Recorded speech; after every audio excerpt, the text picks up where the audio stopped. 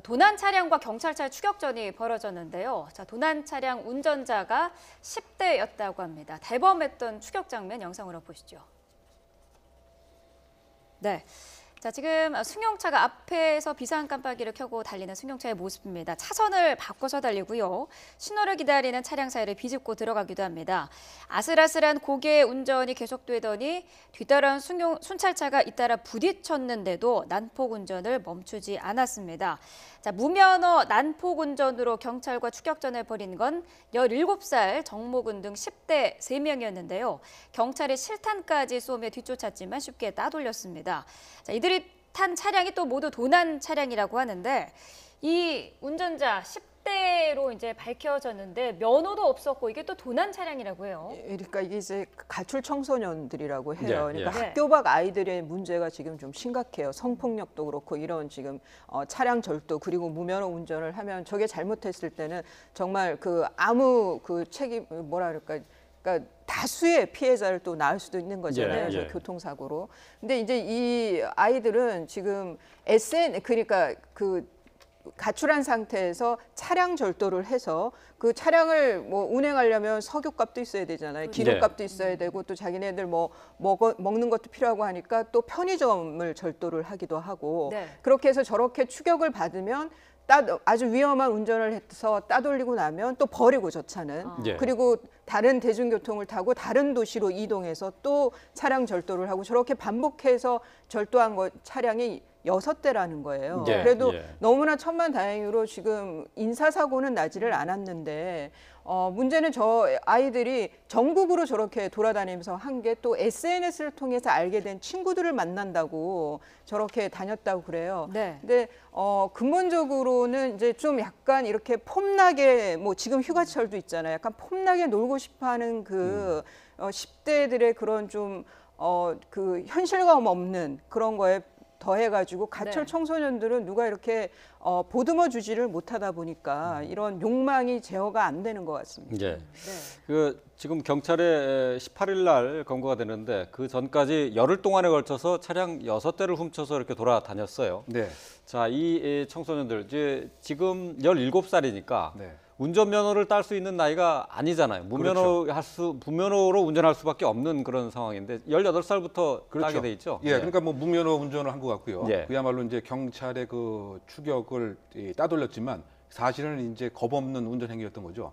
그러니까 우리가 화면에서 본 바와 같이 상당 부분 추돌도 있었고 말이죠. 경찰이 그 실탄까지 그 발사할 정도면 그 위험 상황이 우리가 생각하는 것 이상이었다. 그것이 가능했던 것이 정말 자신이 어떠한 위해를 지금 범하고 있는 것을 모르는 무면허 운전자이기 때문에 가능했던 것이 아닌가 이렇게 생각이 드는데요. 이거 어떻게 본다면 지금 그 청소년 범죄의 그 심각성이 그대로 드러나는 것이 아닌가 저는 그런 생각이 듭니다. 바꿔 얘기하면 그 학교 밖 아이들, 또 가출 청소년이라고 하는데 이게 가팸이라고 하는 속칭도 있습니다. 즉 가출한 청소년끼리 하나의 패밀리처럼 가족을 이룬다. 가족을 이루는 거죠. 그러니까 지금 그 SNS 친구를 만나러 갔다라고 하는 것도 그야말로 가족 이상의 끈끈한 애착감을 이 사람들 청소년들 사이에서 느끼게 되는 것입니다. 그러다 보니까 지금 행하는 것이 범죄라고 하는 인식보다는 흥미로움, 자극 추구, 그리고 생활의 한 방편이죠. 바꿔 얘기하면 필요한 경우는 강도도 할 수 있고요. 또 지금 이 사례에서처럼 편의점에 가서 뭐 50만 원 훔치기도 하고 또 뭐 아마 이제 모르긴 몰라도 찜질방이라든가 뭐 PC방에서 그냥 숙식을 하기도 하고요. 또 지금 바캉스니까 뭐 차 몰고 기분도 내고. 그러니까 지금 한국 사회에 살인이라든가 뭐 강도 이런 강력 범죄는 수치적으로는 줄어들고 있지만 사실 청소년 범죄의 지능화, 흉포화, 집단화 그 내용을 보면 사실은 곧 심각한 상태로 될 것이다.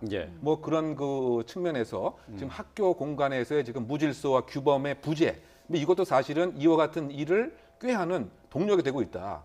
그래서 우리가 범죄에 대한 대책을 하는 것이 처벌 중심이 아니고 이것이 일어나기 전에 학교 공간에 대해서 일정한 규범과 규율 의식을 심는 뭐 이런 것에 있어서 정부와 관계 당국이 관심을 가져야 되지 않나 생각됩니다. 자, 이번에 붙잡힌 10대들 차를 운전해보고 싶었다, 호기심이 있었다라고 이야기를 했다고 하는데요. 경찰 관계자의 이야기 들어보겠습니다. 이제 10대 한 후반 정도 되는 청소년들이니까 그 차를 이제 좀 운전해보고 싶고 호기심도 있었다고 하고 또 이제 다른 지역에 사는 친구들이나 뭐 이렇게 SNS 통해서 알게 된 네.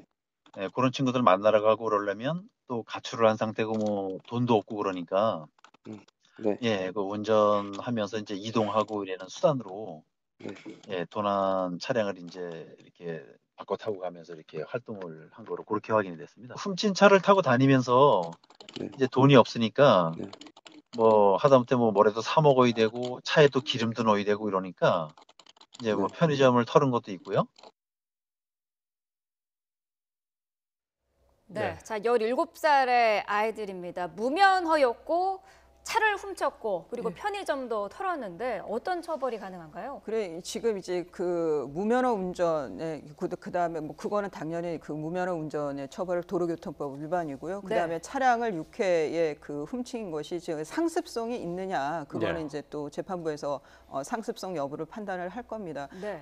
그리고 그 만일 저게 야간에 뭐 저렇게 하고 아니면 여러 명이서 그러니까 저게 아마 그 노상 주차장에 있거나 길거리에 있는 그러니까 이 주차를 하신 분들이 그 왜 열쇠를 그냥 잠시 두고 네. 그 시동은 껐지만 예. 그 근처에 있을 수가 있잖아요. 네. 그러면은 저 아이들이 이렇게 사이드 미러가 보통 요즘에 좀 차량들이 시동을 끄고 그걸 가면 문을 잠그면 사이드 미러 같이 접히죠. 접히죠. 예. 그런데 사이드 미러가 안 접힌 차량들은 아 문이 열려 있구나라고 이제 생각을 하고 안에 네. 열쇠가 있다고 생각을 하고 열었을 때 문이 열리면 들어가서 이제 시동을 켜서 저렇게 절도를 했다고 하는데요. 네. 상습 절도로 처벌받을 가능성이 높아 보입니다. 네. 근데 저 아이들이 정말 말씀하신 대로 그냥 이렇게 실제 만나 보면요, 저런 범죄를 저지른 아이들이 그냥 애예요. 저 지금 그러니까 뭐 무모하게 좀 어찌 자기가 보면 어떤 죄를 저지르고 있는지 생각을 못 하고 예. 그러니까 저 상태일 때 막 들떠서 저런데 막상 또 잡혀왔을 때 모습 보면 네. 그냥 아유. 애구나 이런 생각이 들어요. 그래서 요즘에 미성년자에 대한 처벌을 강화해야 된다 이런 목소리도 있지만 네. 막상 현장에서 보면 정말 좀 악스러운 아이들도 있지만 대개는 그냥 정말 애다 이런 생각이 들 때가 많습니다. 예. 결국 뭐 17살 청소년이기 때문에 역시 뭐 이제 그 좀 경감이 좀 되겠죠. 예, 근데 이제 재판부에서 봤을 때 이건 이제 그 성년들과 같은 형법적인 절차에서 아이들을 처벌하는 것보다는 소년법 그냥 가정법원에서 그 처벌을 하는 것이 그 보호 사건이요, 청년 보호 소년 네. 보호 사건이라고 하는데요. 네. 그런 데서 좀 더 이 아이들을 계도하는 쪽으로 그 보호 처분을 하는 것이 낫겠다라고 하면은 가정법원에서 네. 그 이 아이들을 이제 처벌이 아니라 그런 걸 처분이라고 그러는데요. 그거는 아이들이 어떤 그 이면에 사연들이 있는지 이런 거에 따라서 아마 검찰에서 결정을 하게 됩니다. 예, 그렇군요. 물론 저 개개인의 상황을 좀 더 살펴봐야겠습니다만은 앞서 말씀하신 그런 보호 처분, 계도 이런 부분이 어느 정도 앞으로 이 아이의 미래가 좀 밝아지는 그런 효과가 있나요? 그것이 이제 그 소년법의 취지는 네. 사실상 그 청소년 같은 경우는 개선 교화의 가능성이 성인 범죄자보다 훨씬 높다. 네. 그래서 그 불필요한 낙인을 찍을 필요가 없다. 그래서 가급적 사회 내 뭐 처우를 하고 네. 형도 그 경미하게 부과함이 국진사상 내지 형사정책적으로 바람직하다. 이렇게 얘기했던 것이 저는 과거의 경향을 투영하고 있는 것은 아닌가. 이 변호사님은 그 좀 그래도 착한 비행 청소년을 보신 것 같은데 제가 만난 네. 비행 청소년들은 네. 상당히 그 지능화되어 있습니다. 그러니까 자신이 경미하게 처벌받음을 이미 다 알고 있어서 내가 이 정도 하면은 뭐 기소유예로 끝나거나 예. 또는 뭐 소년 보호 처분 중에서도 경미한 것으로 끝난다. 이것을 다 알고 있어서 오히려 과감하게 이제 범죄를 하게 되는. 예. 그러니까 자신의 불이익이 있다라고 하는 범죄의 억지 효과가 지금 더 필요한 것이 아닌가. 그래서 그 일부 그 외국에서는 지금처럼 형사 성인범과 예. 소년범을 굳이 구별할 필요가 없다. 예. 오히려 강력한 처벌이라고 하는 불이익의 메시지를 주는 것이 바람직하지 않는 것인가 이런 그 변화도 있단 말이죠. 그러니까 네. 요즘에 인천 그 초등학교 여하 그 살해 사건을 보게 되면 예. 이 그 소년 17세, 19세 소녀가 정말 맞는 것인지 혹시 네. 너무 지능적으로 뭐 연기를 하고 있는 것도 아닌지 여러 가지 지금 그 논란이 있는데 예. 어쨌든 저 개인적인 생각으로는 낙인 효과의 우려보다는 강한 처벌이 있다라고 하는 범죄 억지 효과, 위하 효과를 보내는 것이 형사 정책적으로 바람직한 시점이 아닌가 저는 그런 개인적인 생각이 듭니다. 네. 자기 차를 운전하시는 분들도 조심을 좀 해야 되겠습니다. 반드시 문을 잠그고 또 키는 가지고 다녀야 되지 뜻하지 않은 그런 사고를 당할 수도 있을 것 같습니다. 네.